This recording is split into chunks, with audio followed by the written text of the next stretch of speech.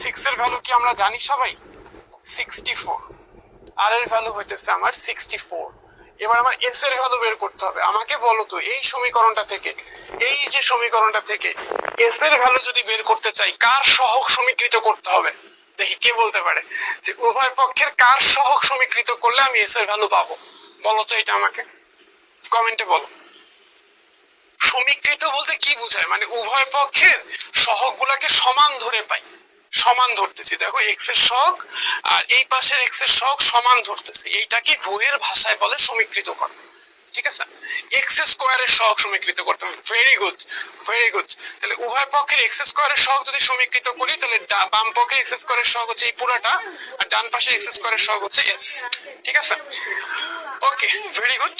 আমরা চলো এক্স স্কোয়ারের সহগটা সমীকৃত করি। উভয় পক্ষের এক্স স্কোয়ারের সহগ, উভয় পক্ষের লিখি, পুরোটাই লিখি, উভয় পক্ষের এক্স স্কোয়ারের সহগ সমীকৃত করে পাই। ঠিক আছে, দেখো এখানে এক্স স্কোয়ারের সহগ হচ্ছে 15/4 পি টু দি পাওয়ার 4। তাহলে 15/4 P to the power 4 equals to ডান পাশের এক্স স্কোয়ারের সহগ হচ্ছে এস।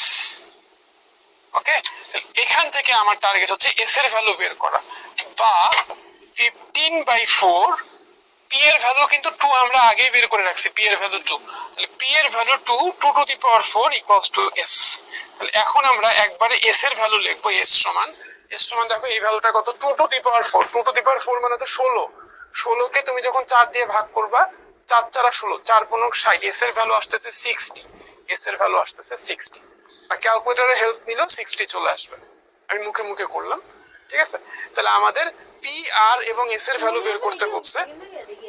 পি এর ভ্যালু পাইছি আমরা 2, আর এর ভ্যালু পাইছি আমরা হচ্ছে 64, আর এস এর ভ্যালু পাচ্ছি আমরা 60। এটাই হচ্ছে আমাদের আনসার। সো কারা কারা বুঝতে পারছি আমাকে একটু ভাইয়া ক্লিয়ার লিখে জানায় দাও। যারা যারা বুঝতে পারছি তাকে একটু ক্লিয়ার লিখে জানায় দাও। ঠিক আছে, 200 টাকা নিয়ে গেছিলাম না, ক্লিয়ার লিখে জানায়। ওকে, আজকের ক্লাসগুলো কিন্তু এখনো আগের ক্লাসেই আছে। গত ক্লাসে যা যা করছিলাম ওইটারই কিন্তু এক্সটেনশন চলতেছে, নতুন কিছু কিন্তু শুরু করি না এখনো। ঠিক আছে, সো অনেকে আমি দেখছি যে একজন লিখছো ভাই দ্বিতীয় লাইনটা আবার, বা প্রথম লাইনটা আবার। তো ভাই প্রথম লাইন দ্বিতীয় লাইন না বোঝা মানে তুমি আগের ক্লাসগুলো মিস দিছো, বা কখনো ভালো করে করো নাই, জন্য তোমার এই মুহূর্তে মনে আসতেছে না। ঠিক আছে, আমার ক্লাসটা যেহেতু এক সপ্তাহ পর পর একটা করে ক্লাস হচ্ছে, তো চেষ্টা করবা রোববারে আসার আগে তুমি শনিবার অন্তত যে ক্লাসটা একবার দেখে ফেলো। হ্যাঁ, তুমি সামনের রোববার আবার আমার সাথে তোমাদের ক্লাস আছে। তুমি সামনের শনিবারে যেটা করবা যে একটা সময় ম্যানেজ করে তুমি ক্লাসটা আরেকবার করবা। ঠিক আছে, একটা তোমার অনলাইনে তো ভাই, অনলাইনের যে ক্লাসগুলো তোমরা করতেছো এটা তো ফ্যাসিলিটিসই এইটা যে একটা ক্লাস পরবর্তীতে তুমি আবার শুনতে পাচ্ছ। অফলাইনে কিন্তু ভাইয়া আমরা যখন টিচারদের কাছে পড়তাম, আমরা তো অফলাইনে পড়তাম, অফলাইনে টিচারদের কাছে বাসায় পড়ার পরে আবার স্কুলে পড়ার পরে বা টিচারের বাসায় প্রাইভেট ব্যাচে পড়ার পরে আমরা যখন আবার বাসায় পড়তে আসতাম অনেক কিছু দেখা যেত যে ভুলে গেছি। বাট তুমি কিন্তু ভাইয়া আরেকবার দেখলে আর দুই একবার দেখলে কিন্তু এই ভুলার ব্যাপারটা থাকতেছে না। সো অনলাইনের সুবিধাটা কাজে লাগাও, আর তা নাহলে কিন্তু হিরণ দাস স্টুডেন্টের মতো হয়ে যাবে। ঠিক আছে, হিরণ দাস স্টুডেন্টদের কি ঘটছিল জানো? তোমাদের কখনো বলছিলাম? শুনবা? হিরণ ভাই তো অনেক বছর যাবত পড়াচ্ছে তার একটা অফলাইন ক্লাসে সে একবার সমাস পড়াইছে, অনেক সুন্দর করে সমাসের সংজ্ঞা, সমাসের প্রকারভেদ পড়াইছে, বুঝছো? তো পড়ানোর পরে সে পরের ক্লাসে যে স্টুডেন্টদের জিজ্ঞেস করছে, এই বলতো বাবারা সমাস কাকে বলে, এ বলে একটা প্রথম জনকে দাঁড় করাইছে। তো প্রথম জন বলছে যে স্যার ভুলে গেছি। পরের জনকে দাঁড় করাইছে, সেও ভুলে গেছে। এইভাবে অনেকজনকেই দাঁড় করাইছে, কেউই বলতে পারতেছে না। কারণ হিরণদা তো খুবই কষ্ট পাইছে মনের মধ্যে, এত সুন্দর করে এত ভেঙে ভেঙে বুঝায় আস্তে আস্তে পড়াইলো, কেউই মনে রাখতে পারতেছে না। তো তার খুবই কষ্ট লাগছে। তো এই সময় হঠাৎ একজন স্টুডেন্ট হাত তুলে বলছে স্যার আমার শেষের পার্টটুকু মনে আছে। তো যখন একটা স্টুডেন্ট বলছে যে শেষের পার্টটুকু মনে আছে, তখন হিরণদা খুবই খুশি হয়েছে। পুরোটা মনে না থাক, শেষের পার্টটা তো মনে রাখছে, আমার পড়ানোটা কিছুটা হলেও তো সার্থক হয়েছে। তখন তাকে দাঁড় করাইছে, দাঁড় করায় জিজ্ঞেস করছে হ্যাঁ বলো সমাস কাকে বলে। বলে স্যার প্রথম পার্টটা তো মনে নেই, শেষের পার্টটা হচ্ছে তাকে সমাস বলে। ঠিক আছে, ওকে আসো। ভাইয়া একটু গণিতে দুর্বল, অসুবিধা নেই, গণিতে দুর্বলতা কোথায় কেটে আসতে যাবে, হবে তুমি একটু রেগুলার আন্ডারলাইন প্র্যাকটিস করে দিলে করতে থাকো, ভালো আস্তে হতো। আস্তে গণিতের দুর্বলতা কেটে যাবে। রেগুলার ম্যাথ করবা, প্রত্যেকদিন ম্যাথ করবা, ঠিক আছে? ওকে ভাই, এক্স বর্জিত পদ মানে কি? এক্স বর্জিত পদ মানে হচ্ছে যেই পদটাতে এক্স নাই, যেই পদে এক্স নাই। যেমন আমাদের এইখানে দেখো, এইখানে এইখানে এই যে এইটাতে, এই লাইনটাতে, এই লাইনটাতে এক্স নাই কোন পদে বলো তো? কয় নাম্বার পদে এক্স নাই? আমাদের এইটার যে বিস্তৃতি, এখানে কয় নাম্বার পদে এক্স নাই বলো তো? কয় নাম্বার পদে এক্স নাই সেটা বলো তো ভাই? প্রথম পদটাতে এক্স নাই, তাহলে প্রথম পদটা হচ্ছে এক্স বর্জিত। যেই পদটাতে এক্স নাই সেই পদটা হচ্ছে এক্স বর্জিত। এখানে প্রথম পদটা হচ্ছে এক্স বর্জিত। এক্স বর্জিত পদ মানে যেই পদে এক্স নাই। বুঝতে পারছি? বুঝতে পারছি। আরেকটা সংজ্ঞা আছে, আরেকটা সংজ্ঞা আছে, সেটা হচ্ছে যেই পদে এক্স এর পাওয়ার জিরো সেটাই হচ্ছে এক্স বর্জিত পদ। যেই পদে এক্স এর পাওয়ার জিরো সেটাই হচ্ছে এক্স বর্জিত পদ। ওকে, এক্স এর পাওয়ার জিরো মানে কি? এক্স এর পাওয়ার জিরো মানে আলটিমেটলি কিন্তু এটা ওয়ান, মানে এক্স আসলে নাই। ঠিক আছে, এক্স আসলে নাই। যেই পদে এক্স এর পাওয়ার জিরো সেটাই হচ্ছে তোমার এক্স বর্জিত পদ। একটা পোল দিয়ে দিই, পোলটা ভালো করে এখন কোন তো পোল পোল করলা, দেখি এই পোলের আনসার কতজন ঠিকঠাক দিতে পারো। গেট ওরিয়েন্টেড পড়ালেখা করো, তোমাদের পড়ালেখার প্রসেসে ভুল আছে ভাই। তোমরা অনেকেই পড়ো কিন্তু ভালো করতে পারো না, দুর্বলতা কাজ করে। এটা কারণ হচ্ছে তোমার প্রসেসটাই খারাপ। ঠিক আছে, আরেকটা জিনিস হচ্ছে তোমাদের কনফিডেন্স খুবই কম, খুবই কম। আমি দেখি অনেক স্টুডেন্ট ক্লাসে যে কথাগুলো বলি সেই কথাগুলোই জিজ্ঞেস করে ইনবক্স। কাজটা মনোযোগ দিয়ে করলে ইনবক্সে আর কোনো কোয়েশ্চেনের দরকার হয় না, বুঝছো? ওকে ওকে, ট্রাই করো ট্রাই করো ট্রাই করো। এইটাকে এক্স স্কোয়ার পর্যন্ত বিস্তৃত করলে যদি এইটা পাওয়া যায় তবে এ আর সি এর মান নির্ণয় করো। এটা হচ্ছে প্রশ্নটা, ঠিক আছে?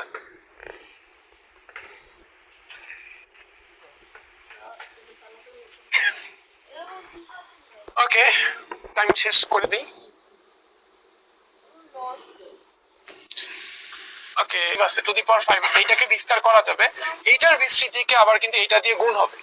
তুমি যদি খুব ভালো করে আমি দেখাই, এটাকে এইভাবে লেখা যায় 3 minus x to the into 1 plus x whole to the power 5। এইটাকে আমি কিন্তু এইভাবে লিখতে পারি 3 ইনটু এটা, 3 into 1 plus x whole to the power 5 minus x into এটা, minus x into 1 plus x whole to the power 5। ঠিক আছে, 3 ইনটু এটা মাইনাস এক্স ইনটু এটা, এইভাবে লিখলাম। এখন আসো, এই লাইনটা কি বুঝছি আমরা সবাই? 3 দিয়ে গুণন করলাম, মাইনাস এক্স দিয়ে গুণ করলাম। হ্যাঁ, এখন আসো এইটাকে বিস্তার করি। এইটাকে বিস্তার করব আমরা, এক্স স্কোয়ার পর্যন্ত বিস্তার করলেই হবে। তাহলে এটা হচ্ছে 5c0 মানে 1 প্লাস 5c1, 5c1 এর ভ্যালু হচ্ছে তোমার, 5c1 এর ভ্যালু হইতেছে তোমার 5 into x plus 5c2, 5c2 এর ভ্যালু হচ্ছে তোমার 10, তাই না? 5c2 এর ভ্যালু হচ্ছে তোমার 10, 5c2 এটার ভ্যালু 10, 10 এ স্কোয়ার এক্স স্কোয়ার, 5c2 আর দ্বিতীয় পদের উপরে স্কোয়ার হবে, এক্স স্কোয়ার চলে আসছে, তারপরের পদগুলো আর লিখলাম না, এইটুক থাকলেই হবে।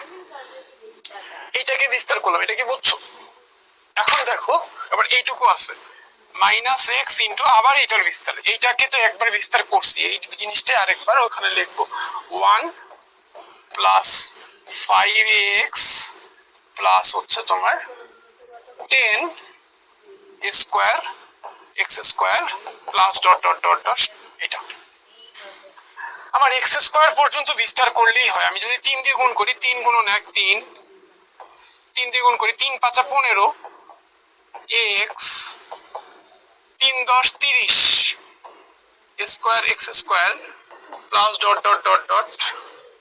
ঠিক আছে, এবার মাইনাস, মাইনাস এক্স দিয়ে গুণ করলে এক্স, এক্স দিয়ে গুণ করলে মাইনাস 5ax স্কোয়ার। তুমি যদি এই মাইনাস এক্স এর সাথে এটা গুণ করো তাহলে এক্স এর পাওয়ার কিন্তু কিউব হয়ে যাবে।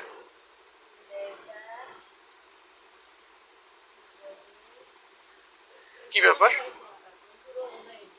এটা কি ছিল? হ্যাঁ, ওকে। তুমি যদি মাইনাস এক্স দিয়ে এটাকে গুণ করো তাহলে এক্স এর পাওয়ার কিন্তু কিউব হয়ে যাবে। আমার কিন্তু এক্স এর পাওয়ার কিউবের দরকার নাই, এটা এমসিকিউ এর ম্যাথ। এক্স স্কয়ার পর্যন্ত বিস্তার করলেই হবে। তাহলে এটা দিয়ে এটাকে গুণ করে গুণ করা যাবে, লেখাও যাবে, বাট দরকার নেই। আমার এক্স স্কয়ার পর্যন্ত আনলেই হবে, এক্স স্কয়ার পর্যন্ত চলে আসছে, বাকিগুলো ডট ডট ডট দিয়ে দিলাম। ঠিক আছে, এইবার দেখো তুমি, এটা হচ্ছে 3, এক্স এর সহগ দেখো 15a, আর এখানে এক্স এর সহগ -1। তাহলে এখানে এক্স যদি কমন নাও তাহলে তুমি লিখতে পারো 15a - 1 into x, x common নিলে। এবার দেখো তুমি এক্স স্কোয়ারের সহগ হচ্ছে এখানে 30a স্কোয়ার, আর এখানে এক্স স্কোয়ারের সহগ হচ্ছে -5a। তাহলে এক্স স্কোয়ার যদি তুমি কমন নাও 30a স্কোয়ার -5a, এটা হচ্ছে এক্স স্কোয়ারের সহগ। একবার ডট ডট ডট। ওকে, এখন আমাকে বলছে যে এইটাকে বিস্তার করলে নাকি এইটা পাওয়া যায়, এটা পাওয়া যায়। আমি তো দেখতেছি এইটা পাচ্ছি, আমি তো দেখতেছি এইটা পাচ্ছি। তাহলে কি ঠিকঠাক পাচ্ছি আমরা? ঠিকঠাক পাইতেছি? না না না, ওকে ওকে ওকে। তুমি তো অঙ্কই পারো না তো। এইখানে আরেকবার আরেকবার খেয়াল করি আমরা। 1 plus a x whole to the power 5, 1 plus 5x plus 10 square x square dot. Okay fine, minus x 1 plus 5 10 x square. এবার হচ্ছে 3 দিয়ে যদি গুণ করি, 3 3 5 15, 3 10 30। এখানে হচ্ছে minus x minus 5x square. হ্যাঁ, আর দরকার নাই, আর দরকার নাই। এইবার কিন্তু এটা তো 2 আছে এখানে, এটা তো 2 আছে। তাহলে এটা কি করব? এটা কি করব? a equals to 15, c equals to 1। Okay fine. আমি যদি এবার সহগগুলো সমীকৃত করি, খেয়াল করো এইটার সমান আমি এটা বের করছি, আর প্রশ্নের মধ্যে দেওয়া আছে যে 3 মাইনাস এক্স, 3 মাইনাস এক্স আর 1 plus x whole to the power 5। প্রশ্নের মধ্যে দেওয়া আছে এটা সমান হচ্ছে 2 plus 29x plus 6x square dot dot dot dot dot, এটা লেখা আছে। ঠিক আছে, কমেন্ট একটু চালু করে দেন। ঠিক আছে, অপূর্ব একটু ওয়েট করো, শেষ করি আমি আগে। এখন যদি তুমি এইটার ভ্যালু একবার এইটা পাইলাম, এইটার ভ্যালু একবার এইটা পাইলাম, আমি যদি এখন কম্পেয়ার করি তাহলে দেখো এক্স এর সহগ একবার এইটা, আর এখানে এক্স এর সহগ হচ্ছে এইটা। এইটার ভ্যালু হচ্ছে 29, এইটার ভ্যালু হচ্ছে 29, এক্স এর সহগ। হ্যাঁ, আগেরটার মতোই। এই ইকুয়েশন আর এই ইকুয়েশন, এই দুটো ইকুয়েশন সমান, এই দুইটা ইকুয়েশন সমান। কারণ কি, এইটার বাম পক্ষটা হচ্ছে এইটা 3 মাইনাস এক্স। আমি আরেকবার বুঝাই দিব, অসুবিধা নেই। 1 plus x whole to the power 5। এইটা আর এটা কিন্তু সেম, তাহলে এইটার ডান পাশ আর এইটার ডান পাশ সেম। তাহলে আমি যদি এক্স এর সহগ সমীকৃত করি তাহলে তুমি পাচ্ছ এইটার এক্স এর সহগ হচ্ছে 15a মাইনাস 1। এক্স এর সহগ সমীকৃত করে, সমীকৃত করে কি পাচ্ছ? 15a minus 1 equals to 29। 15a equals to পাচ্ছ 30, এর ভ্যালু পাচ্ছ তুমি 2। ঠিক আছে, আর তুমি যদি এক্স স্কোয়ারের সহগটা সমীকৃত করো তাহলে কি পাচ্ছ? এক্স স্কোয়ারের সহগ সমীকৃত করে করে দেখো এক্স স্কোয়ারের সহগ, এখানে এক্স স্কোয়ারের সহগ হচ্ছে 30a square minus 5a, 30a square minus 5a, আর এইখানে এক্স স্কোয়ারের সহগ হচ্ছে সি, সি। এবার এর ভ্যালু 2 তুমি যদি এখানে বসায় দাও, এর value 2, 30 into 2 square minus 5 into 2 equals to C. এখন 2 স্কোয়ারের ভ্যালু কি? 2 স্কোয়ারের ভ্যালু হচ্ছে 4। তাহলে 30 কে 4 দিয়ে গুণ করলে 120, 5 দুগুণ 20, সি এর ভ্যালু আসতেছে তোমার 100। তাহলে সি এর ভ্যালু 100 মিলছে। ও 5 দুগুণ 10, তাহলে 120 থেকে 10 বিয়োগ করলে 110 আসতেছে, 110, 110। তাহলে রাইট আনসার আসতেছে তোমার এ এর ভ্যালু 2, সি এর ভ্যালু 110, অপশন ডি। আমি আরেকবার বুঝাই দিব, কোনো চিন্তা নাই, একটু ধৈর্য ধরো। 110, ঠিক আছে, অপশন ডি হচ্ছে রাইট আনসার। আমি একটু দেখতে চাই কারা কারা রাইট আনসার দিছো তোমরা। ঠিক আছে, আমি আরেকবার বুঝাই দিচ্ছি।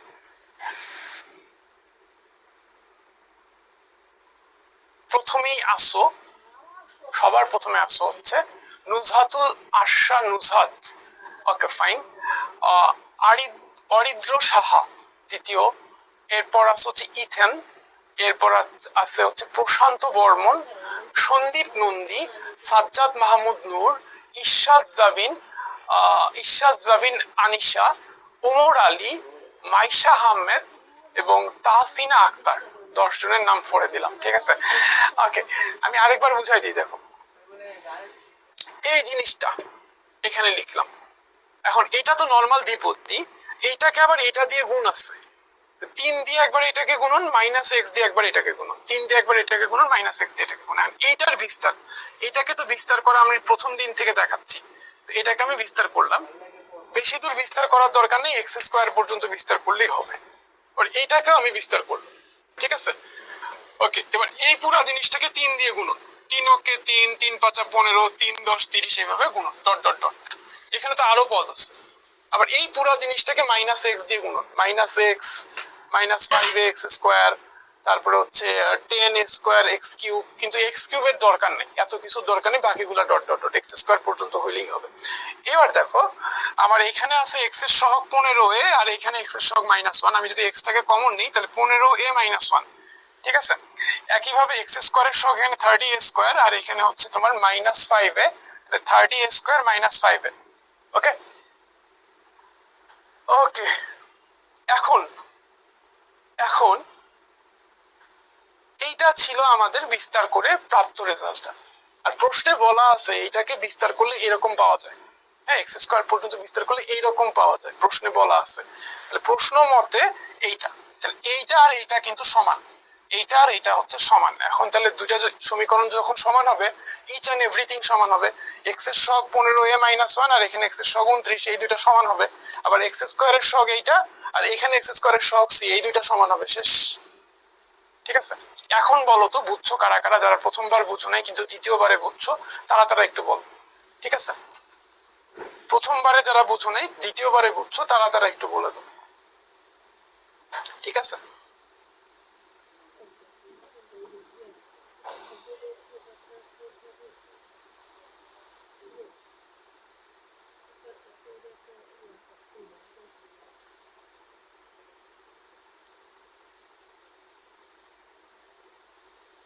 এখানে অ্যাকচুয়ালি আমার মনে হয় এই জায়গায় হালকা একটা ভুল আছে।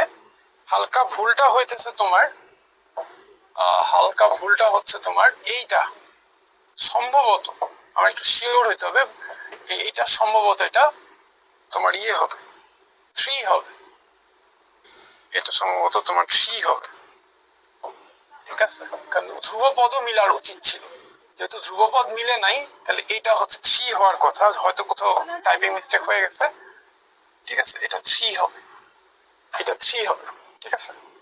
ধ্রুবপদটাও মিলতে হবে ভাই, সবকিছুই মিলতে হবে। তোমাদের মধ্যে অনেকেই জিজ্ঞেস করছো ধ্রুবপদটা মিলে নাই কেন ভাইয়া, এই প্রশ্নটা আমার খুবই ভালো লাগছে, যে তোমার মধ্যে একটা প্রশ্ন তৈরি হয়েছে যে সবই যদি মিলে ভাইয়া ধ্রুবপদটাও তো মিলা উচিত ছিল। হ্যাঁ ভাইয়া, ধ্রুবপদটাও মিলা উচিত, ধ্রুবপদটাও মিলতে হবে, তাইলে হয়তো আমার এইখানে কোথাও হয়তো টাইপিং মিস্টেক হয়ে গেছে, বুঝছো। এভরিথিং মিলতে হবে, সবকিছুই মিলতে হবে, ঠিক আছে। ওকে,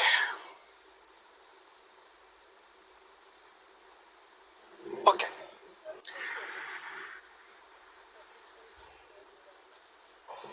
এইবার আসো মধ্যপদে যাব। মধ্যপদে যাব, বলো মাথা কি হ্যাং করছে আমাদের, নাকি মাথা সবার ঠিক আছে? মাথা কি হ্যাং করছে না মাথা সবার ঠিক আছে? আমরা একটু মধ্যপদে যাব, খুব ভালো করে একটা জিনিস বুঝার চেষ্টা করব, খুব ভালো করে। মাথা হ্যাং করছে তোমাদের? কার কার মাথা হ্যাং করছে দেখি, কার কার মাথা হ্যাং করছে? মধ্যপদ এই টপিকটা কিন্তু ইম্পর্টেন্ট, এখান থেকে এমসিকিউ তে বলো, সিকিউ তে বলো, প্রশ্ন আসতে পারে। সো এই টপিকটা যদি তোমার খুব ভালো মতো বোঝা না থাকে, মধ্যপদ ক্যালকুলেশন কিন্তু ভুল হয়ে যাবে। কখনো কখনো মধ্যপদ 2টা হয়, কখনো কখনো মধ্যপদ 1টা হয়, ঠিক আছে। সো কখন কয়টা হয় এইটার একটা ক্যালকুলেশন আছে, এইটার একটা ক্যালকুলেশন আছে, চলো ক্যালকুলেশনটা একটু দেখি, ঠিক আছে। মাথা যাতে হ্যাং হয়ে গেছে, একটা কাজ করো, ঝটপট উঠে যে ওয়াশরুমে যে চোখে একটু পানি টানি দিয়ে আসো, পানি দিয়ে আসো, একটা চা বা একটা কফি নিয়ে বসতে পারো, অবশ্যই সুগার ফ্রি, ঠিক আছে। তোমরা কে কে চিনি ছাড়া খাবার খাওয়ার অভ্যাস করছো, আমাকে একটু জানাইতে পারবা যে এমন কেউ আসছো যে ভাইয়া আমি এখন আর চিনি খাই না, আগে খাইতাম, এখন বাদ দিয়ে দিচ্ছি।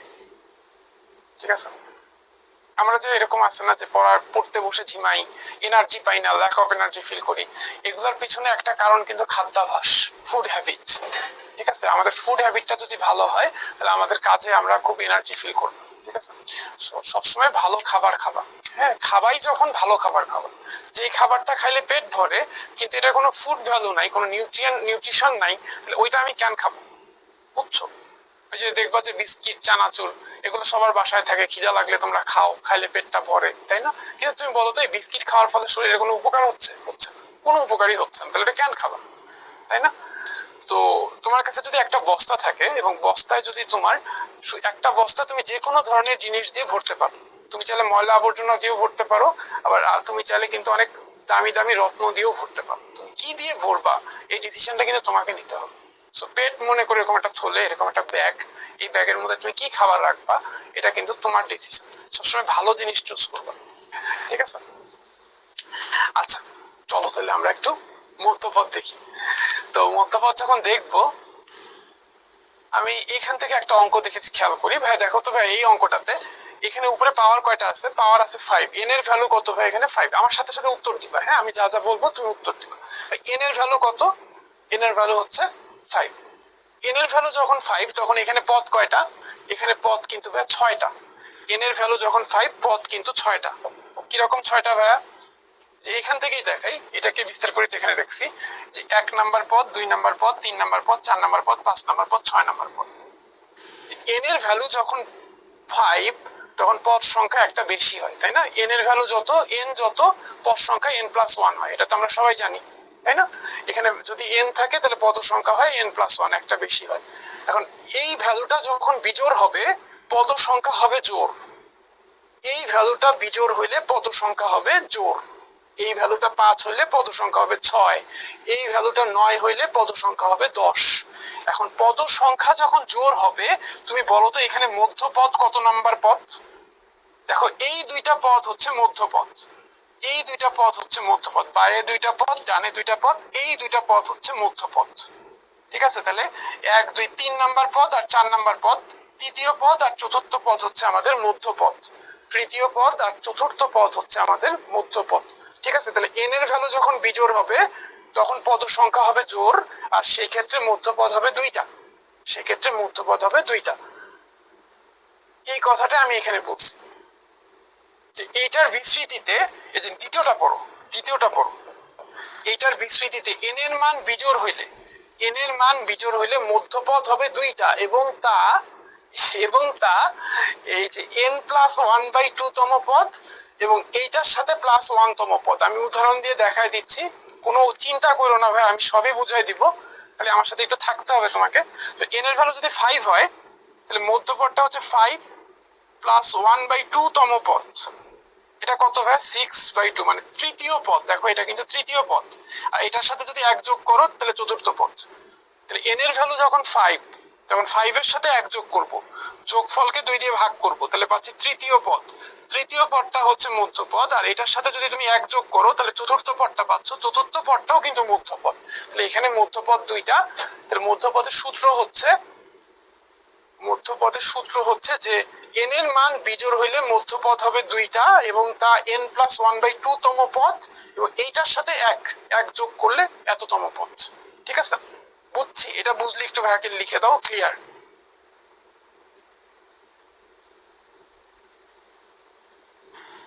এইবার আসো, এন এর ভ্যালু যদি জোড় হয়, এন এর ভ্যালু যদি জোড় হয়, এন এর ভ্যালু যদি জোড় হয়,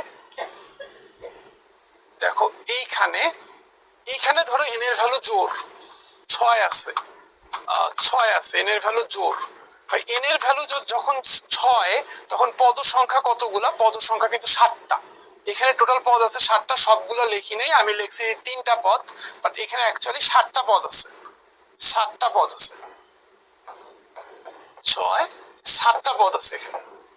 এন এর ভ্যালু যখন 6 বা জোড়, তখন পদ সংখ্যা হচ্ছে 7টা, মানে বিজোড় সংখ্যক পদ আছে। এখন এই 7টা পদের মধ্যে তুমি গুনে গুনে বলো তো কত নাম্বার পদটা একদম ঠিক মাঝখানে আছে?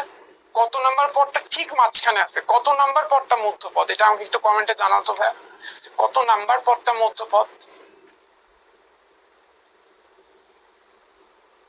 এন এর ভ্যালু যখন 6 তখন পদ আছে 7টা, এখানে কত নাম্বার পদটা মধ্যপদ আমাকে একটু বলো তো ভাইয়া।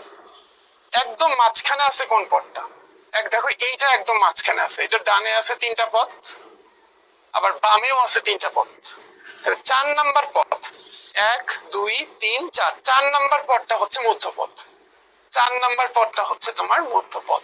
কিভাবে পাচ্ছি জানো, এই এন এর ভ্যালুকে 2 দিয়ে ভাগ করো, এন এর ভ্যালুকে 2 দিয়ে ভাগ করলে 6 কে 2 দিয়ে ভাগ করলে হয় 3, এন এর ভ্যালুকে 2 দিয়ে ভাগ করো, 6 কে 2 দিয়ে ভাগ করলে হয় 3, এটার সাথে 1 যোগ করো তাহলে হয় 4, তাহলে এই 4 নাম্বার পদটা হচ্ছে মধ্যপদ, 4 নাম্বার পদটা হচ্ছে মধ্যপদ। এইবার আসো ভাইয়া, এইবার আসো যে এবার দেখো এইটার বিস্তৃতিতে এন এর মান জোর হইলে মধ্যপদ হবে একটা, এন এর মান জোর হইলে মধ্যপদ হবে একটা এবং তা n/2 + 1 তম পদ। এই ফর্মুলা দুইটা একটু আমরা কষ্ট করে মনে রাখতে হবে, আমার সাথে সাথে তোমরা একবার রিডিং করো তো ভাইয়া, আমার সাথে সাথে কয়েকবার পড়ো যে a + x whole to the power n, এটার বিস্তৃতিতে n এর মান জোর হইলে, আমার সাথে সাথে বলো, n এর মান জোর হইলে মধ্যপদ হবে একটা এবং তা n/2 + 1 তম পদ। তিনবার বলে ফেলো, n এর মান জোর হইলে মধ্যপদ হবে একটা এবং তা n/2 + 1 তম পদ। ওকে, আর n এর মান বিজোড় হইলে মধ্যপদ হবে দুইটা এবং তা n + 1/2 তম পদ এবং n + 1/2 + 1 তম পদ। ঠিক আছে, আমি তোমাদের বুঝাই দিলাম, পরীক্ষা হলে যদি কখনো এটা ভুলে যাও তাহলে ম্যানুয়ালি ক্যালকুলেট করে তুমি বের করে ফেলতে পারবে। ঠিক আছে, তো কয়েকবার বলো, নিচেরটাও 3-4 বার বলে ফেলো, নিজে নিজে বলো। ঠিক আছে, এখন দেখো এইটার বিস্তৃতিতে মধ্যপদ নির্ণয় করতে বলছে, এখন বলো তো এখানে n এর ভ্যালু বিজোড়, আর n এর ভ্যালু যখন বিজোড় হয়, n এর মান যখন বিজোড় হয় তখন মধ্যপদ হয় দুইটা, তুমি লিখবা এইভাবে, এখানে n = 5 বিজোড় হওয়ায়, এই কথাটা লিখতে হবে, হ্যাঁ, বিজোড় হওয়ায়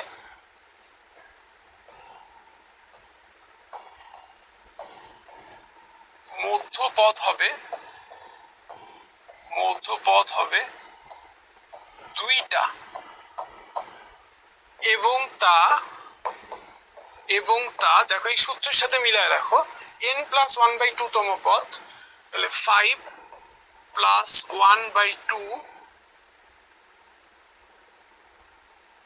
সমান কত, 5 6, এটা হচ্ছে তৃতীয় পদ, হ্যাঁ, 5 + 1 মানে 6, 6 কে 2 দিয়ে ভাগ করলে তৃতীয় পদ এবং তা হচ্ছে তোমার 3তম পদ বা তৃতীয় পদ ও এটার পরেরটা হবে হচ্ছে চতুর্থ পদ, হ্যাঁ, 4তম পদ। শেষ।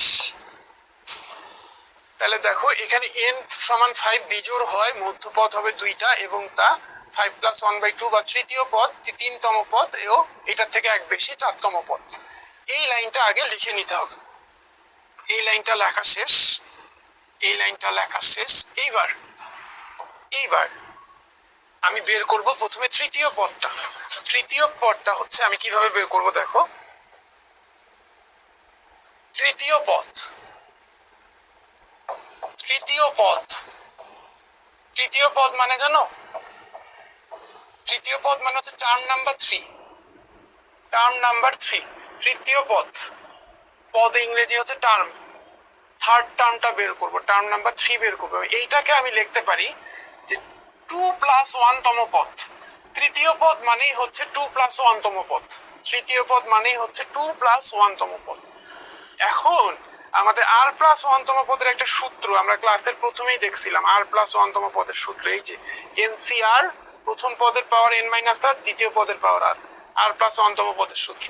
তাহলে এখন বলো, আমাকে বলো যে 2 + 1 তম পদ কি হবে, NCR, এখানে n এর ভ্যালু হচ্ছে 5, C2 প্রথম পদ হচ্ছে 5x আর দ্বিতীয় পদ হচ্ছে তোমার -1/36, অনেকে এখানে ভুল করে মাইনাসটা মিক্স করবা, এখানে যা আছে 2 এটা দ্বিতীয় পদের উপরে হবে, 5 আর 2 এর বিয়োগফল প্রথম পদের উপরে হবে। তাহলে এবার আসো 5c2 এর ভ্যালু ক্যালকুলেটরে কত আসে ভাই? 5c2 এর ভ্যালু সম্ভবত 10 আসে, শিওর হয়নি। হ্যাঁ 10 আসে। 5c2 ক্যালকুলেটর দিয়ে ভ্যালু ক্যালকুলেট করলে 10 আসতেছে। এটা হচ্ছে 5 কিউব, 5 কিউব মানে 5 5 25, 5 25 125, 125 x কিউব। আর এইটা হচ্ছে মাইনাসের উপরে পাওয়ার যেহেতু জোর, মাইনাসটা ভ্যানিশ হয়ে যাবে, 1/9 x স্কয়ার। ঠিক আছে, এবার তাহলে আসো ক্যালকুলেশন করি।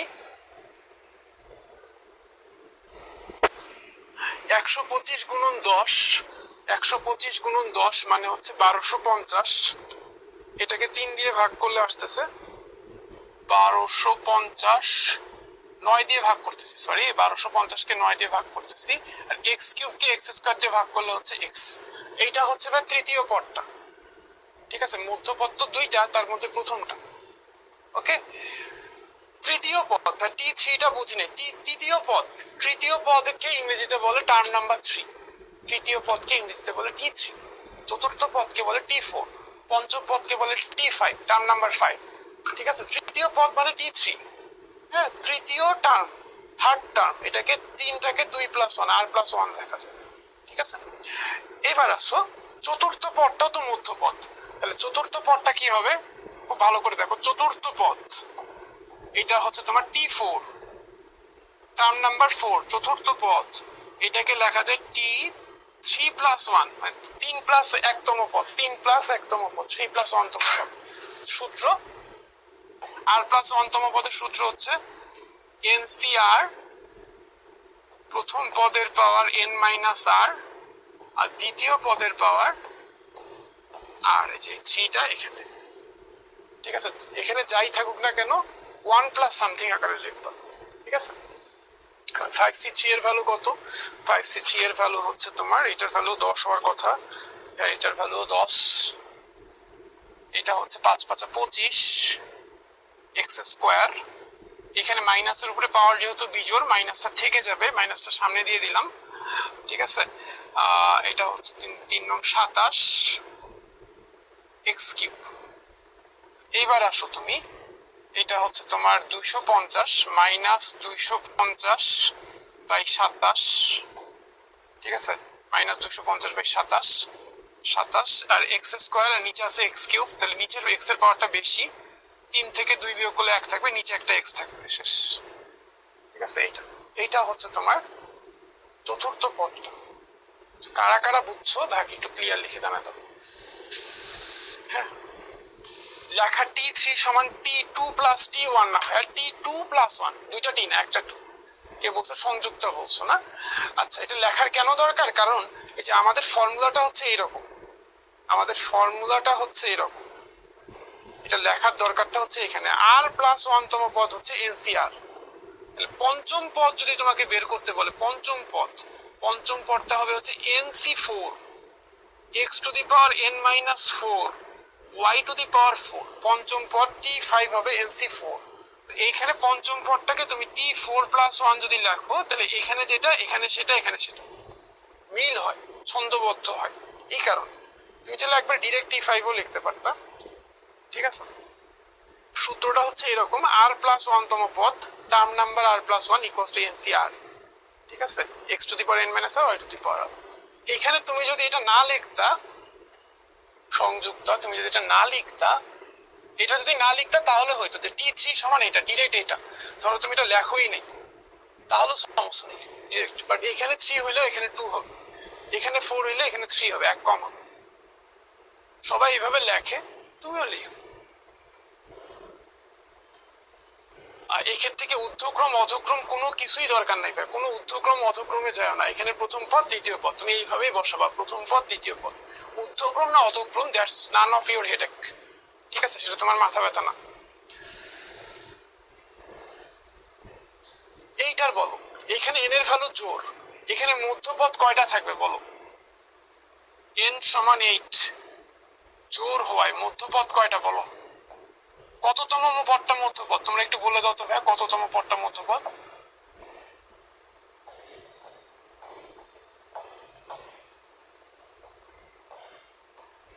n এর ভ্যালু জোর হইলে মধ্যপদ হয় একটা, একটি, এবং তা n/2 প্লাস 1 তম পদ বা এটা কি, এটা বা 5তম পদ।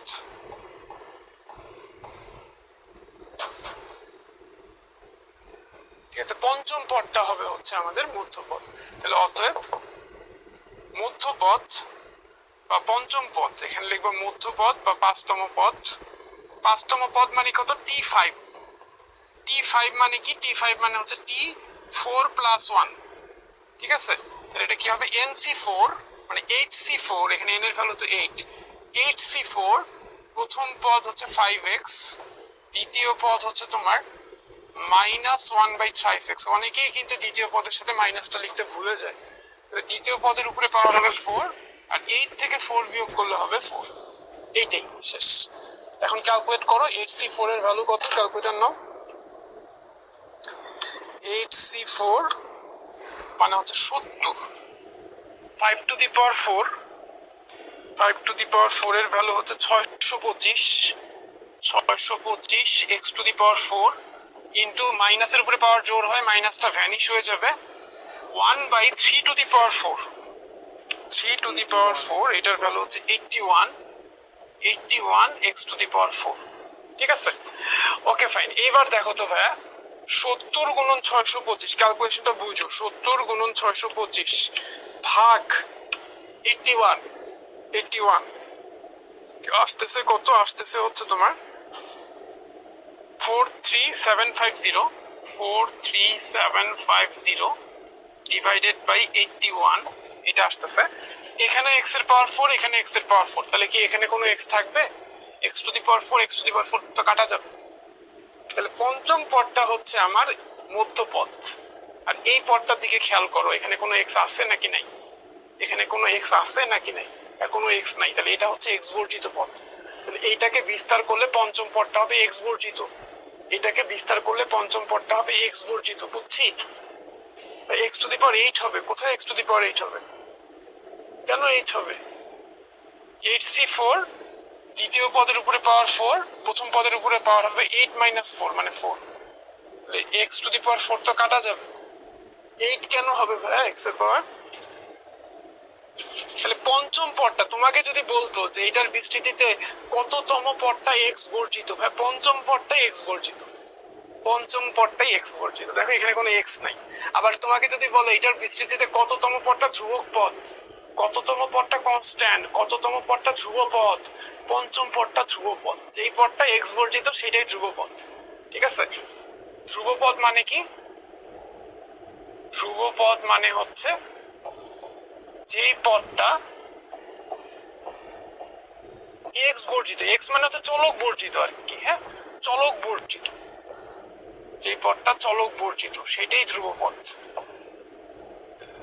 তুমি দেখো পঞ্চম পদে কোনো চলক নাই, কোনো x নাই, এখানে চলক হচ্ছে x, x নাই পঞ্চম পদে, পঞ্চম পদটা ধ্রুব পদ, পঞ্চম পদটা x বর্জিত পদ, পঞ্চম পদটা মধ্য পদ। ঠিক আছে, আমাদের সাথে ধ্রুব ক্লাস করতেছে এবং ধ্রুবর ভ্যালু হচ্ছে 43750 ডিভাইড বাই 81। ধ্রুব বলছে ভাই আমার নাম নেন, আমি ধ্রুব। ওকে ফাইন, তোমার নাম নিলাম, কারণ তোমার নামটা গাণিতিক ভাবে আসছে, অনেকবার আজকে তোমার নাম নিছি, জেনে হোক না জেনে হোক। ঠিক আছে, ধ্রুবক কি ভাই, ধ্রুব পদকে আরেকটা বাংলা হচ্ছে ধ্রুবক। তোমাদের তো ভাই বাংলায় তো অনেক সমস্যা দেখতেছি ভাই, এই যে তাকে সমাস বলে, তাকে কি বলে, তাকে সমাস বলে, আগেরটা মনে নেই।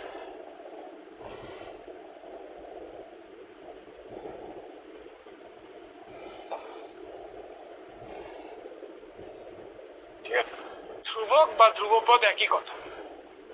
ঠিক আছে, অর্ণব বলছে রিপ্লাই প্লিজ।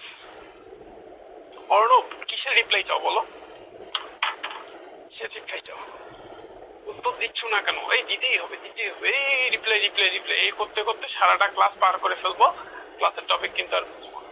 ঠিক আছে, হ্যাঁ বইয়ের সব ম্যাথ পারি রেজওয়ানের, কিন্তু সিকিউ করতে প্রবলেম হয়। হ্যাঁ ভাইয়া, তাহলে কি করবা? প্রথমে যে তোমাকে কনগ্রাচুলেশনস যে তুমি বইয়ের সব ম্যাথ পারো, তাহলে তোমার এখন সিকিউ তে সময় দিতে হবে।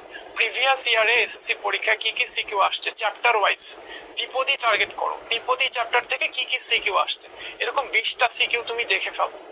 অথবা সলভ করতে পারলে, হাতে করতে পারলে আরো ভালো, 5টা সলভ করো, বাকি 15টা দেখে ফেলো। যে কোনো একটা চ্যাপ্টারকে টার্গেট করো, হায়ার ম্যাথের যে কোনো একটা চ্যাপ্টারকে টার্গেট করো, জেনারেল ম্যাথের যে কোনো একটা চ্যাপ্টারকে টার্গেট করো। এই চ্যাপ্টারের সবগুলো ম্যাথ আগে করো। প্রিভিয়াস ইয়ারে আসছে এরকম কিছু সিকিউ দেখো, দেখলেই পারবা। আস্তে আস্তে সময় দিতে হবে তোকে। সময় না দিয়ে যদি পারা যায় তো তাহলে সবাই তো ম্যাথে বস হইতো, তাই না? সবাই তো ম্যাথে বস হয় না, কিছু মানুষ হয়। কারণ কিছু মানুষই আসলে সময়টা প্রপারলি দেয়। ঠিক আছে, তাহলে আরেকটা পোল, এইটার বিস্তৃতিতে মধ্যপদের মান কত যেখানে এন যে কোনো স্বাভাবিক সংখ্যা। এই পোলটা এখনই লঞ্চ হয়ে যাবে, তোমরা একটু আনসার করে দিবা এই পোলটা। হ্যাঁ,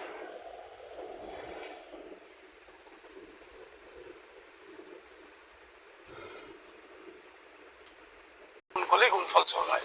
ঠিক আছে, বলে দিলাম। চল, ওকে, টাইম শেষ, আর টাইম দেওয়া যাবে না। তারপর সাজ্জাদ মাহমুদ নূর, জাহিদুল ইসলাম, এত বাই 2 প্লাস 1 তম পথ, এততম পথ। ঠিক আছে, এটাই হচ্ছে আমাদের মধ্যপথ। মধ্যপথ হবে একটা। যদি ক্যালকুলেট করো, এইটাকে ক্যালকুলেট করো, 2 2 কাটা যাবে, n প্লাস 1 তম পথ, এইটাই হচ্ছে আমাদের মধ্যপথ। তাহলে n প্লাস 1 তম পথটা কি হবে? টার্ম নাম্বার n প্লাস 1, এটা হবে হচ্ছে এখানে n এর ভ্যালু হচ্ছে টুয়াইস n cn। এই যে r প্লাস 1 তম পদ হলে টুয়াইস n cr হইতো। হ্যাঁ, এটা n এর ভ্যালু টুয়াইস n, কিন্তু n এর ভ্যালু টুয়াইস n, আর এখানে r এর ভ্যালু হচ্ছে n। ওকে ফাইন, প্রথম পদ x, দ্বিতীয় পদ হচ্ছে 1 বাই x। এখন এই n, এটা দ্বিতীয় পদের উপরে বসবে, 2n থেকে n বিয়োগ করব, বিয়োগ ফলটা এখানে বসবে। 2n থেকে n এর বিয়োগ ফল হচ্ছে n, 2n থেকে n বিয়োগ করলে একটা n থাকবে, সেটা এখানে বসলো। এটাও x to the power n, এটা 1 by x to the power n। বুঝতেই পারতেছো, এইটা আর এটা কাটা যাবে, থাকবে হচ্ছে 2n cn, এটা থাকবে। হ্যাঁ, এটা এটা কাটা যাবে। ওকে, তাহলে অপশন এ হচ্ছে আমাদের এটার রাইট আনসার। ঠিক আছে, এটা হচ্ছে আমাদের রাইট আনসার। ওকে, এই ম্যাথটা আমরা কি আরেকটু করতে পারি? আরেকটু 10 মিনিট করতে পারি? 10 মিনিট করলে কি খুব অসুবিধা হবে? ক্লাস টাইম কিন্তু শেষ। ঠিক আছে, আর 10টা মিনিট করে, 2টা ম্যাথ আছে, শেষ হয়ে যায়, স্লাইডটা শেষ হয়ে যায়। এত এর বিস্তৃতির তৃতীয় পদের সহগ চতুর্থ পদের সহগের দ্বিগুণ। তো এইটার বিস্তৃতির তৃতীয় পদ, এইটার বিস্তৃতির তৃতীয় পদ। ঠিক আছে, তৃতীয় পদ, তৃতীয় পদটা কত? তৃতীয় পদ হচ্ছে টার্ম নাম্বার 3, এটাকে লেখা যায় হচ্ছে টার্ম নাম্বার 2 প্লাস 1। ঠিক আছে, এইভাবে লিখে নিলে সুবিধা। nc2, nc2, আর এটার প্রথম পদ তো 1, আর দ্বিতীয় পদ হচ্ছে x by 4, x by 4 to the power 2। ঠিক আছে, প্রথম পদ 1, এটা না লিখলেও চলে, তো অসুবিধা নেই। nc2 আর দ্বিতীয় পদের পাওয়ার হচ্ছে 2, এটা হচ্ছে তোমার। একটু ক্যালকুলেশন যদি করো, nc2 into 1 by 4 square, 1 by 4 square মানে 16 ইন্টু এক্স স্কোয়ার। ঠিক আছে, ইন্টু এক্স স্কোয়ার, এটা হচ্ছে তোমার তৃতীয় পদ। আর চতুর্থ পদটা কত?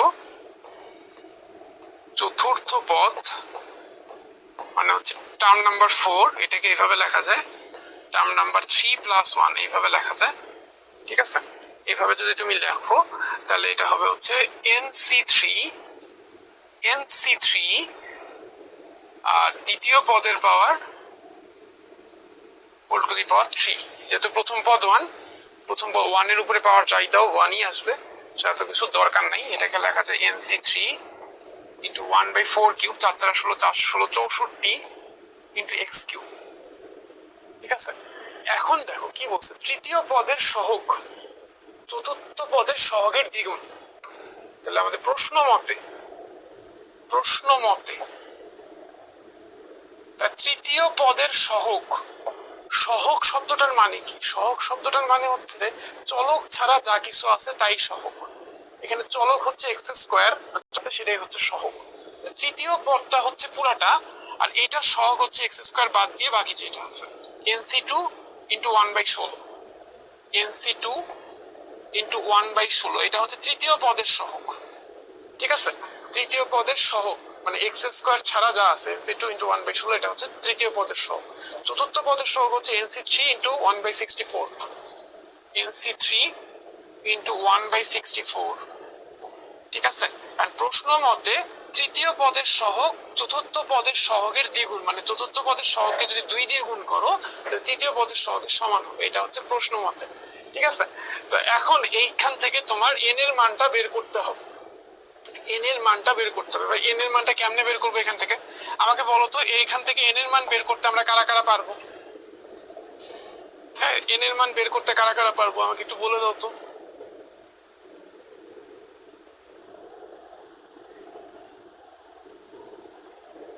কারা অলরেডি বের করে ফেলছে? মুসাফির, ভেরি গুড, ভেরি গুড মুসাফির।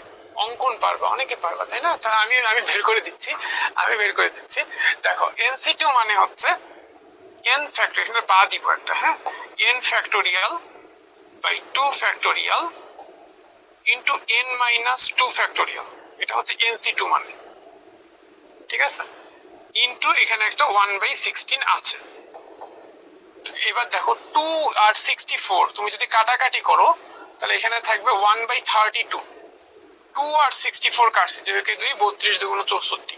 আর এনসি থ্রি মানে হচ্ছে n factorial by 3 factorial into n minus 3 factorial. ঠিক আছে, ওকে। এখন এই দুই সাইড থেকে আমি এন ফ্যাক্টোরিয়াল আর এই পাশ থেকে এন ফ্যাক্টোরিয়াল কেটে দিলাম, দুই পাশ থেকে এন ফ্যাক্টোরিয়াল কাটা। এবার আসো,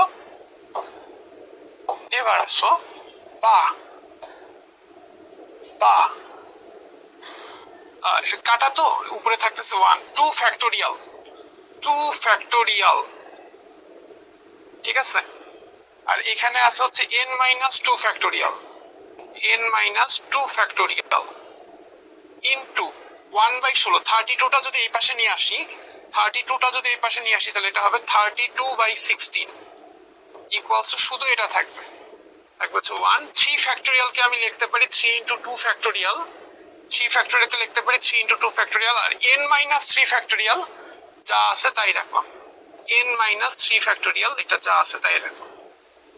ঠিক আছে ভাইয়া, আমি একটা কাজ করতে পারতাম ভাই, n মাইনাস 2 ফ্যাক্টোরিয়ালকে আমি কি লিখতে পারি কেউ বলতে পারবা? ভাই n মাইনাস 2 ফ্যাক্টোরিয়ালকে আমি কিন্তু চাইলে লিখতে পারতাম n minus 2 into n minus 3 factorial, এটা কিন্তু লিখতে পারতাম। এটা লিখলে কি সুবিধা হইতো ভাইয়া? এটা লিখলে যে সুবিধাটা হইতো, তুমি এখান থেকে n মাইনাস 3 ফ্যাক্টোরিয়াল আর এখান থেকে n মাইনাস 3 ফ্যাক্টোরিয়াল কেটে দিতে পারো, এখান থেকে 2 ফ্যাক্টোরিয়াল, এখান থেকে 2 ফ্যাক্টোরিয়াল কেটে দিতে পারো। তাহলে থাকে কি, থাকে কি এখানে 32/16 মানে এখানে থাকতেছে 2, এখানে থাকে 2/n মাইনাস 2 ইকুয়ালস টু এখানে থাকতেছে 1/3। ঠিক আছে, তাহলে এখান থেকে তুমি পাচ্ছ 3 2 6 ইকুয়ালস টু n মাইনাস 2, তাহলে n এর ভ্যালু আসতেছে 8, n এর ভ্যালু 8 আসতেছে, শেষ। ঠিক আছে, শেষ। সবসময় মনে রাখবা যে 7 ফ্যাক্টোরিয়াল মানে হচ্ছে 7 ইন্টু 6 ফ্যাক্টোরিয়াল, আবার 6 ফ্যাক্টোরিয়াল মানে হচ্ছে 6 ইন্টু 5 ফ্যাক্টোরিয়াল। ঠিক আছে, এইভাবে লেখা যায়। n ফ্যাক্টোরিয়াল মানে হচ্ছে n into n minus 1 factorial, এই জিনিসটা মনে রাখবা। ঠিক আছে, সো n এর ভ্যালু 8, n এর ভ্যালু 8, তোমাকে বের করতে বলছিল, n এর মান নির্ণয় করতে বলছিল, n এর মান নির্ণয় করলাম, ভ্যালুটা হচ্ছে 8। এবার বলো এটার বিস্তৃতিতে তাহলে পদ সংখ্যা কতগুলো হবে? পদ সংখ্যা কতগুলো হবে? n এর ভ্যালু যদি 8 হয় পদ সংখ্যা কতগুলো হবে কমেন্ট করে জানান। ওকে, অর্ণব যশোর থেকে জয়েন করছো, ভেরি গুড। যশোরে একবার গেছিলাম ক্লাস নিতে, অনেক অনেক বছর আগের কথা। যশোরে একটা সিনেমা হল আছে না, মনিহার সিনেমা হল, 9টা থাকবে। n এর ভ্যালু যেহেতু 8 তাহলে পদ সংখ্যা থাকবে 9টা, আর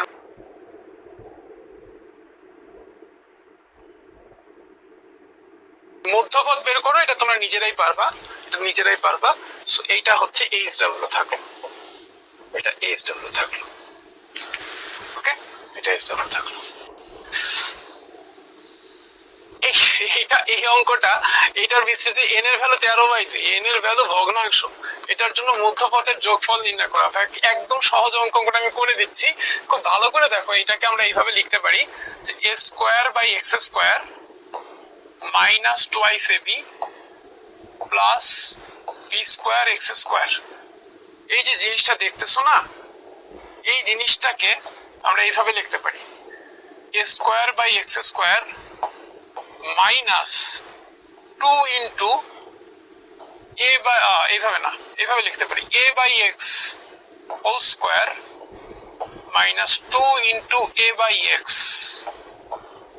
into bx plus bx whole square.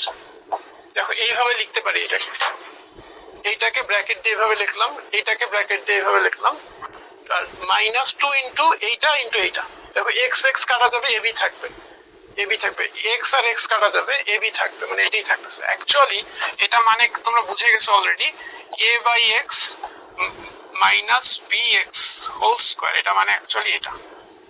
ঠিক আছে, এটা মানে অ্যাকচুয়ালি এটা। তাহলে তুমি বলো যে a square x square minus twice a b plus b square x square,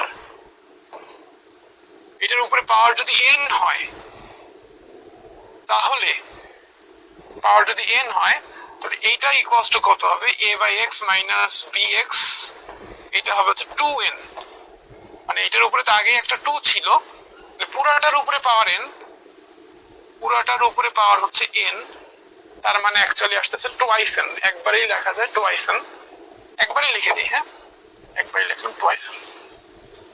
এটার উপরে পাওয়ার n দিলে, এটার উপরে পাওয়ার n দিলে টুয়াইস n চলে আসে। ঠিক আছে, এখন n এর ভ্যালু যদি 13/2 হয়, হ্যাঁ, n এর ভ্যালু যদি 13/2 হয়, তাহলে আমি এটা লিখতে পারি যে a square by x square minus twice ab plus b square x square whole to the power 13/2 equals to a by x minus bx। n এর ভ্যালু 13/2 হলে 2 2 কাটা যাবে, এখানে 13 থাকবে।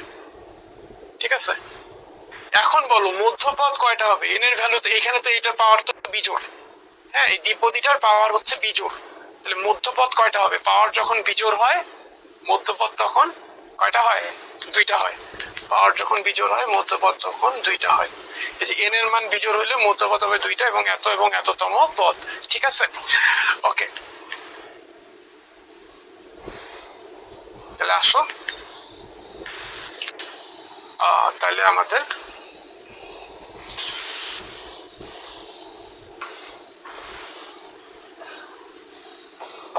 মধ্যপদ হবে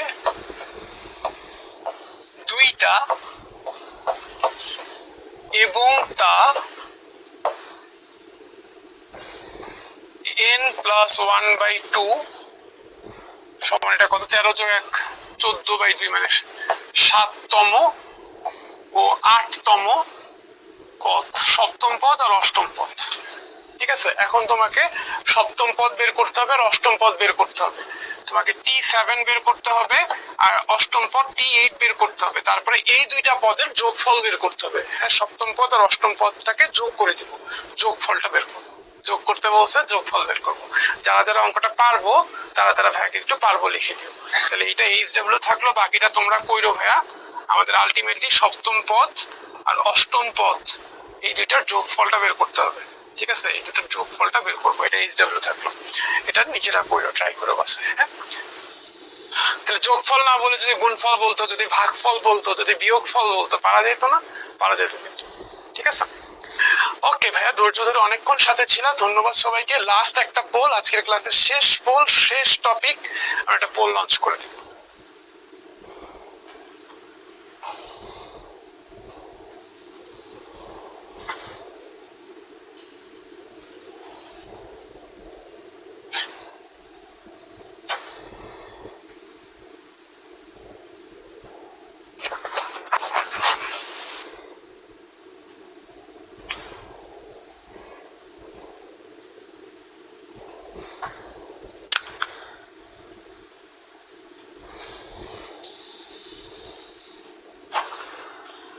কি আছে 1 plus twice x plus x square. এটা মানে কি? এটা মানে হচ্ছে a square plus twice a b plus b square, মানে এটা হচ্ছে 1 plus x whole square actually.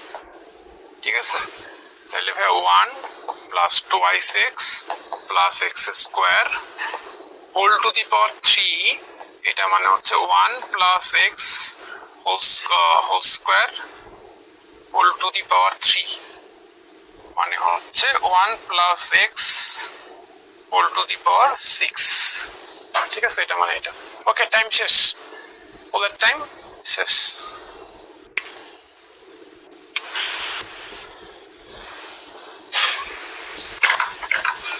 তাকে কই যান?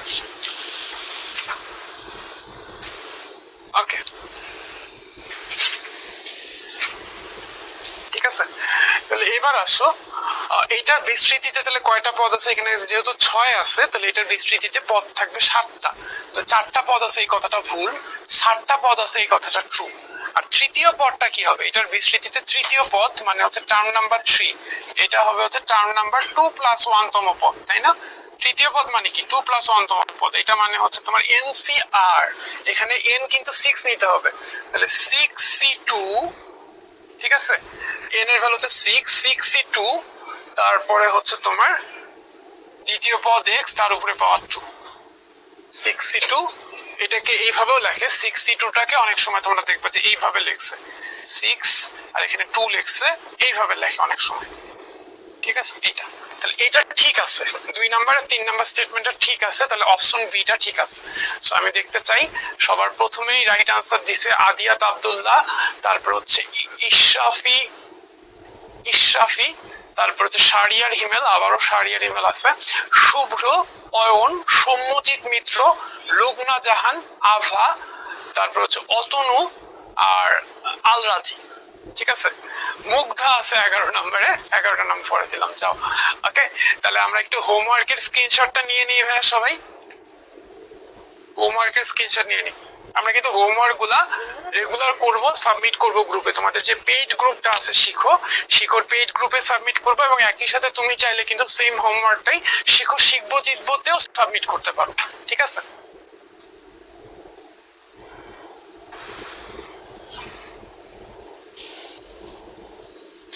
সাজিয়া বলছে আমার নামটা নিলেন না। না সাজিয়া, তোমার নামটা নিলাম না, সামনে একদিন নিব। আজকে গল্প বলবেন না সংযুক্তা? আচ্ছা ঠিক আছে, যারা যারা এবার গল্প শুনতে চাও তারা তারা থাকতে পারো। কে কে গল্প শুনবা তারা তারা থাকো, ক্লাস শেষ।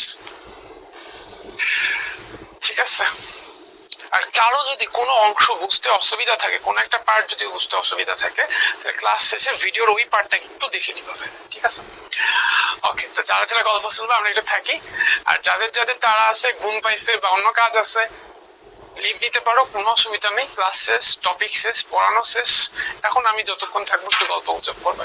ঠিক আছে, ওকে। শিখতে 8 মাস যাবত ক্লাস করতেছে শাহরিয়ার কেউ নাম নিল না। আহারে, আহা, কি হবে তাহলে শাহরিয়া? আমার নামটা নাও একবার, তাহলেই হবে। ঠিক আছে, ওকে। এই যে নাম নিল না, এই জন্য দুঃখ আছে কার কার মনে, একটু দেখতে চাই। নাম নিল না জন্য মনের মধ্যে দুঃখ পুষে রাখছো যারা যারা, তারা তারা নিজের ডাক নামটা একটু কমেন্টে লেখো তো, যাদের মনে অনেক দুঃখ। সবসময় মনে রাখবা, কিছু মানুষ আছে যারা দুঃখ পোষে, দুঃখ, বিড়াল পোষে, কুকুর পোষে, একইভাবে দুঃখ পোষে, দুঃখকে লালন পালন করে বড় করে তোলে। দুঃখের প্রতি এতটাই মায়া, তারা সুখের দিনে মানে সুখের দিকে ধাবিত হয় না, সবসময় দুঃখটাকে আগলে রাখে। বুঝতে পারছো? এরা হচ্ছে জনম দুঃখী, অথবা বলতে গেলে এরা দুঃখ বিলাসী। আর্টসেলের একটা গান আছে না, দুঃখ বিলাস। হ্যাঁ, কি গানের লিরিক্স গুলো কিরকম, যে তোমরা কেউ কি দিতে পারো প্রেমিকার ভালোবাসা, তারপর আরো কিছু আছে তাই না? হ্যাঁ, কেউ ও আমায় ভালোবাসেনি, অতলে ভালোবাসা তলিয়ে দেখেনি। আচ্ছা, যে তাকে ভালোবাসে নাই, অতল ভালোবাসা যে তলিয়ে দেখে নাই, তার ভালোবাসার জন্য এত পাগল হওয়ার তো দরকার নেই। মানুষের জীবনটা এত ছোট না, তাই না? এই যে কেউ একজনকে ভালোবাসছিল, অতল ভালোবাসা ছিল, কিন্তু সে ভালোবাসাটা যাকে ভালোবাসতো সে তলিয়ে দেখে নাই, এই জন্য সে কান্নাকাটি করে অস্থির করে ফেলছে, একাকার করে ফেলছে। এর চেয়ে বড় হাবা, মানে কি বলবো আসলে, এর চেয়ে বড় হাদারাম কেউ আছে বলো? এই জন্যই তোর ভালোবাসা তলিয়ে দেখে নাই, দেখলো না, তুমি বার্তা দিও না, শেষ, তাই না ভাইয়া? এই যে রাকিবুল ইসলাম রাকিব, এ হচ্ছে দুঃখ পোষা একজন মানুষ, দুঃখ পুষে রাখে, দুঃখ বিলাসী। তারপর হচ্ছে রিমিয়া জামান, ও দুঃখ বিলাসিনী। ঠিক আছে, এরকম অনেকে আছো দুঃখ বিলাস, হ্যাঁ দুঃখ বিলাসী। ওকে, অনেকে আছো না এই দুঃখ পোষার অভ্যাসটা বাদ দাও। ঠিক আছে, নাম নিল না তো কি হয়েছে ভাই, কোনো সমস্যা নেই। ওকে, তুমি মেইন যে কাজটাতে আসছো সেই কাজটা হচ্ছে কিনা, তুমি বুঝতেছো কিনা, শিখতেছো কিনা, পরীক্ষায় রেজাল্ট ভালো করতেছো কিনা, অর্ধবার্ষিকী পরীক্ষা শেষে এবার অ্যানুয়াল এক্সামে ভালো করতেছি কিনা, অ্যানুয়াল এক্সামের জন্য কনক্রিট প্রিপারেশন নিচ্ছি কিনা, এই জিনিসগুলোকে তুমি টার্গেট করো। সামনে টেস্টটা যাতে ভালো হয়। ঠিক আছে, প্রি টেস্ট হয়ে গেছে। ওকে, আজকের গল্পটা হচ্ছে Frankenstein or the modern Prometheus by Mary Shelley. এই মেরি শেলির হাজবেন্ড ছিল পার্সিবিশি শেলি। পার্সিবিশি শেলি ছিল একজন খ্যাতনামা ইংরেজ কবি, মাত্র 29 বছরে মারা গেছেন। এবং এই ক্ষণজন্মা কবির দ্বিতীয় বউ ছিলেন হচ্ছে মেরি শেলি। এই মেরি শেলিও ছিলেন একজন খ্যাতনামা লেখিকা। তার একটা বিখ্যাত বইয়ের নাম হচ্ছে Frankenstein or the modern Prometheus. এই বইয়ের গল্পটা হচ্ছে এরকম, ভিক্টর ফ্রাঙ্কেস্টাইন নামে এক ব্যক্তি ছোটবেলা থেকে খুব জ্ঞান পিপাসু ছিলেন, অনেক পড়ালেখা করতেন, ল্যাবরেটরিতে বিভিন্ন পরীক্ষা নিরীক্ষা করতেন এবং প্রচুর জ্ঞান পিপাসু মানুষ ছিলেন। এবং পরীক্ষা নিরীক্ষা করতে করতে করতে করতে অনেক গবেষণা করতে করতে সে মানুষ এবং অন্যান্য পশু পাখির অঙ্গ প্রত্যঙ্গ এক করে 8 ফিট লম্বা একটা মানুষের আকৃতির দানব তৈরি করছে। ঠিক আছে, মানুষের আর মানে মৃত মানুষের অঙ্গ প্রত্যঙ্গ, তারপরে হচ্ছে বিভিন্ন পশু পাখির অঙ্গ প্রত্যঙ্গ একটা করে সে হচ্ছে 8 ফিট লম্বা একটা প্রাণী তৈরি করছে, দেখতে মানুষের মতো। কোন এক ঝড়ো রাত, তীব্র ঝড় তুফান হচ্ছে, মেঘের গর্জন হচ্ছে, এরকম একটা ঝড়ো রাতে কোনো এক ভাবে সে করছে কি, ওই যে 8 ফিট লম্বা দেহটা তৈরি করছে ওইটার মধ্যে একটা বৈদ্যুতিক শক দিয়ে প্রাণের সঞ্চার করছে। এখন এটা কিন্তু গল্প, সায়েন্স ফিকশন, সো এটার সাথে বাস্তবতাকে মিলাইতে চাইবে, ঠিক আছে, ফিকশন কিন্তু এটা। ওকে, সো প্রাণের সঞ্চার করার পরে এই প্রাণ যখন সঞ্চারিত হয়, এই 8 ফিট লম্বা দানবটা বা মানব আকৃতির দানবটা বা দানব আকৃতির মানবটা যখন জেগে ওঠে, চোখ মেলে তাকায়, তখন তার বিভৎস বড় বড় হলুদ চোখ, তার হচ্ছে বিভৎস গায়ের অবস্থা দেখে সে আসলে খুবই ভয় পেয়ে যায় এবং খুবই বিরক্ত হয় তার সৃষ্টির প্রতি, যে একটা দানব তৈরি করলাম, খাটাখাটনি করে, দেখতে দেখতে তো ভালো না করছি। তো এই করছে কি, সাথে সাথে তাকে ত্যাগ করছে, তাকে ত্যাগ করে চলে গেছে। এখন এই যে মানুষ, এই যে জিনিসটা যে জন্ম নিল 8 ফিট লম্বা, হ্যাঁ লম্বায় হাতে পায়ে বড় হইলে হবে কি, তার জন্ম তো মাত্র হইলো, সে তো আসলে মনের দিক থেকে শিশু। সে বিভিন্ন জায়গায় ঘুরে বেড়ায়, যেখানেই যায় সেখানেই সে অবহেলিত হয়, সবাই তাকে তুচ্ছ তাচ্ছিল্য করে, ঢিল মারে, পাথর ছুঁড়ে মারে।